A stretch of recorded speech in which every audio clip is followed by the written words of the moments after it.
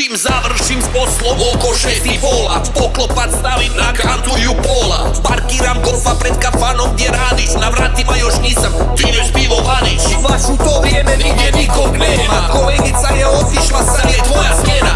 Lancaš te čaša, pripremaš za večer, ne znam što da pitam, samo tiho reći. Štoš popit, štoš popit, štoš popit, štoš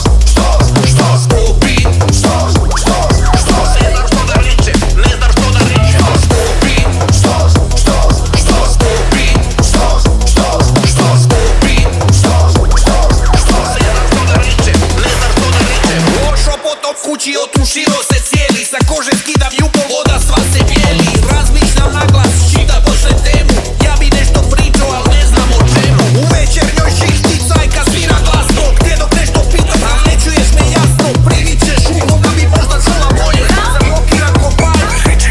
Štoš popit, štoš popit, štoš popit, ne znam što da rečem, ne znam što da rečem.